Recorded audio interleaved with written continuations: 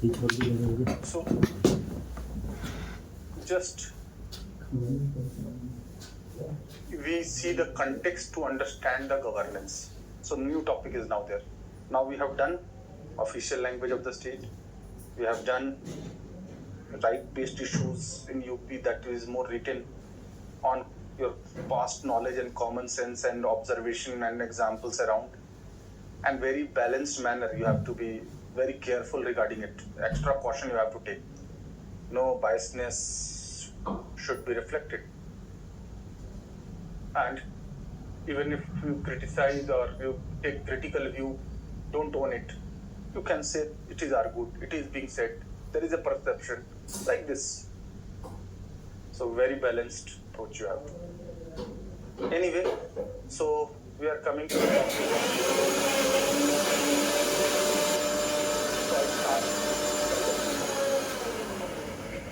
political development. PD. Political development. So initially, man was just like animal. So then tribal state was formed. Tribal state was the manifestation of collective rationality without state, government and laws. Man would be the worst animal, Aristotle says this. Then peasantry state. Then Oriental empires. Then Roman state. Confederation was there. Then in modern time period, large nation state. So this is political development. From city, tribal state to city state, like in Plato, Aristotle. This figure I am making to make you understand that modernization started from nation state. And with modernization, there was rule of law, democracy. This is political development. Separation of powers, French Revolution, American Revolution. Finally, after Second World War, neoliberalism or new public management or good governance. This is the culmination of the political development. So here is the modern time period. This good governance is a contemporary concept. First of all, because any concept you need to discuss first, fix it in time-space framework. Some books have confused students also, because many students show me the book of governance in which a reference of what Kautilya is there, a reference of Plato is there, a reference of Gandhi was there, Suraj, reference of Aristotle was there, reference of Shanti Parva of Mahabharata was there, of Bhishma Pitama. More welfare state, modern time was there. Let me clarify that betterment in government or welfare state is one of the components, but not good governance. Formally, it started after Second World War. So concept of governance is contemporary. Although elements of good government, welfare state were there even before. But as a concept systematically, it emerged only after Second World War. This you have to keep in mind. As a word, it was used for the first time in 1701. Before that, only government word was used. State was used. Governance word was not used. In 1701, in one of the article in England, wise rulers should not be appreciated because of their government, but they should be appreciated for their governance.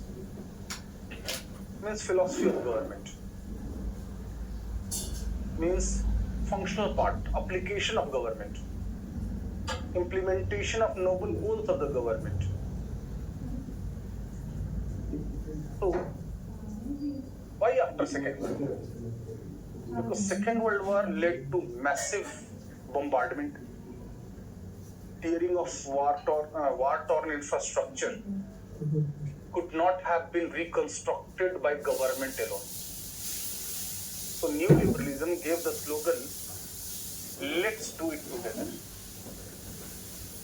Let's do it together. Means governance is a process. Government is an institution. Government is an institution. Government is an organization. Part 5, Part 6. Union government, state government, local government. So government is an institution, while governance is a process, not the institution. And that process involves interaction of not only government, but citizens, civil society, business and market. This interaction, interdependence, collaboration, coordination, communication, acting in concert, synchronization is governance, not good government. So good government, welfare-oriented government, or citizen-centric government, or the changing role of government is one of the part of governance. If government is only better, if there is only betterment in government, but if citizens are not empowered, if corporate governance is not being toned up, if civil society, fifth pillar of democracy is not getting autonomy and role, and if they are not regulated and empowered, it is not governance. So I repeat, because many people confuse and they, because of some commonality, they think that only good government, betterment in government, setting priorities, delivery of goods and services is governance. No. So to avoid any kind of confusion, I start with this. Then I will go to neoliberalism and new public management and Citizens Charter and Nolan Committee and say Uttam model and e-governance and transparency and all those things. Second ARC. First, clarity should be there that government is an institution, governance is a process. This is an institution, this is a process, this is much larger. Process which involves government, which involves citizen, market, civil society. This is an institution or organization. This is process. So government is focusing on formal, procedural, legal aspect. In governance, these are not being left out because there cannot be governance without government. So those things are there. But plus, by right, plus, informal, ethical, moral, functional aspect. Moral, ethical means in government more focus on formal things, rules, regulations, hierarchy, and more formalism is there. And government is to be considered as main stakeholder, others are passive. So, in government, there was welfare state, was development. Welfare state was there in modern time period. But besides welfare state, which is considering welfare of the community, here individual the requirement, condition, potential is to be taken care. So besides welfare state, citizen-centric, individual-centric approach. This is not absent here. But besides this, here, rule-based human resource management, rule-based human resource management. This is not being abundant rules, but role-based also human resource management. So, governance has been defined by Modi as minimum government, maximum governance. So when the role of government is reduced, it's not that vacuum of inaction is created. The role of others to be increased. The role of citizens to be increased, the role of civil society to be increased, role of market to be increased. Let's do it together. This war-torn infrastructure could not be reconstructed by government alone. This is the point. So here, subjects or citizens, here subjects were also there, or maximum citizens are also there. Supply-based approach. Best approach was there. Subjects or citizens were considered as passive recipients of goods and services given by government. Wisdom of government was considered to be absolute. Here, citizens have right-based approach, right to food, right to education, right to information, right to based approach. And since not only good government but citizens to be empowered, so citizens would not be passive recipients, would be active agency.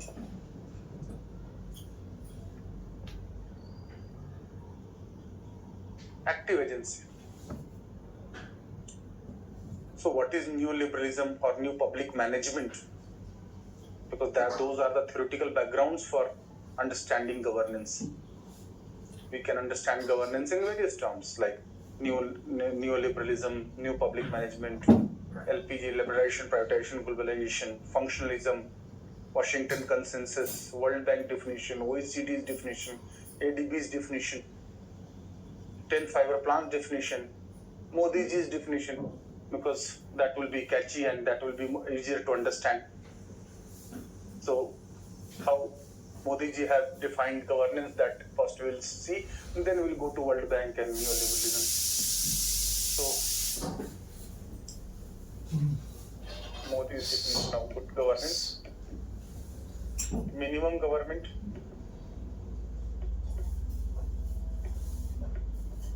and maximum governance.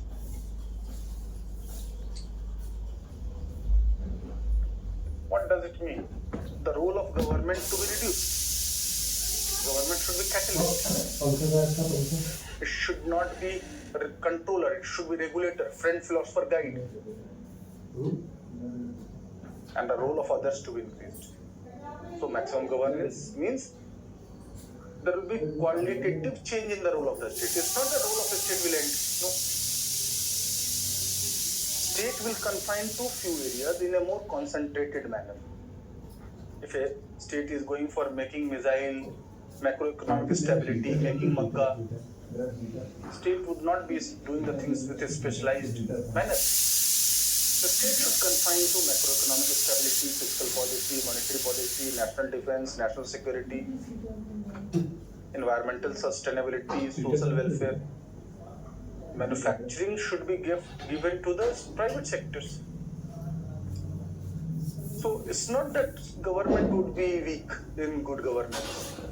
In fact, government role would reduce from many areas, withdraw from many areas. Corporatization, outsourcing would be there, privatization would be there. But its role in remaining area would be more concentrated, more specialized. This is how it is. Minimum government does not mean weak government. More effective government. Qualitative change in the role of the government. Government with more concentrated presence.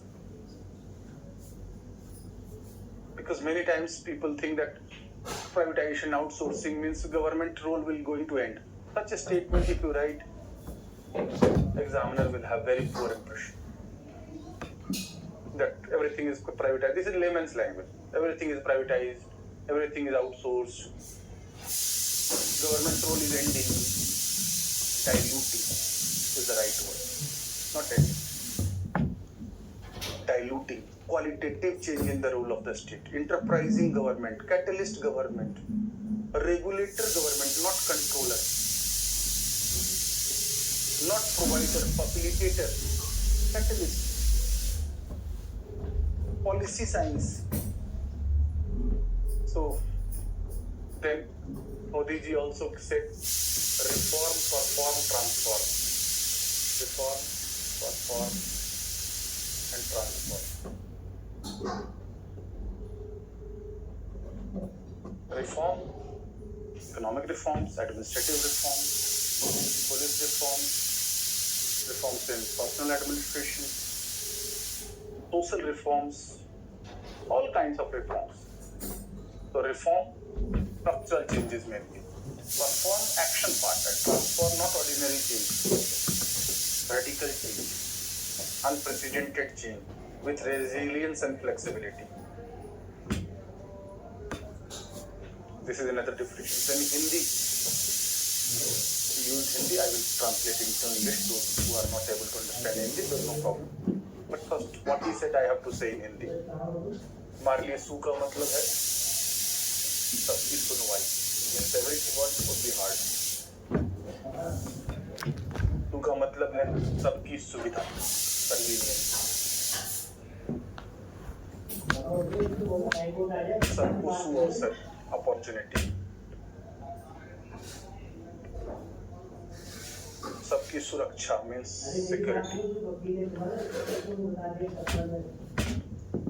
और सबकी सुलभता means accessibility. So those who can understand Hindi, for them I am also writing Su means Sushashan. Sushashan means good governance. So सबकी सुनवाई, because he said in Hindi सुनवाई, सबकी सुविधा. हमारे लिए सू का मतलब है सबकी सुविधा, सबको सु अवसर, सबकी सुरक्षा, सबकी सुलभता. सुलभता means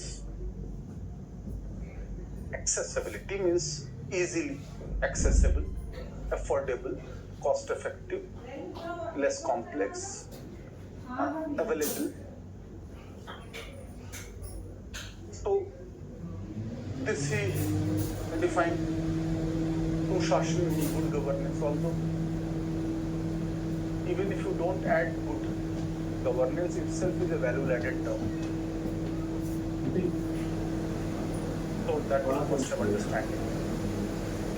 In Hindi also he gave one point at one point of time, जहाँ सरकार की जरूरत ना हो वहाँ सरकार का अभाव हो.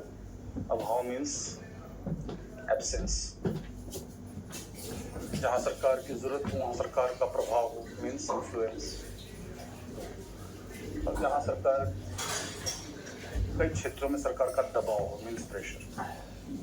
Absence, influence, pressure as per the need.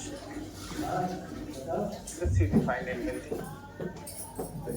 for Sushashan as from the Modi government assuming office 2014 itself.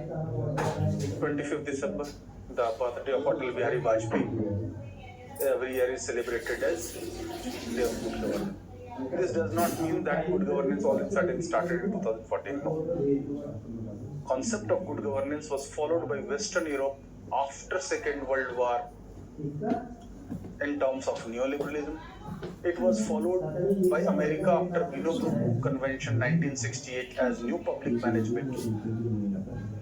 And it was followed by Western countries in terms of economics and Thatcherism.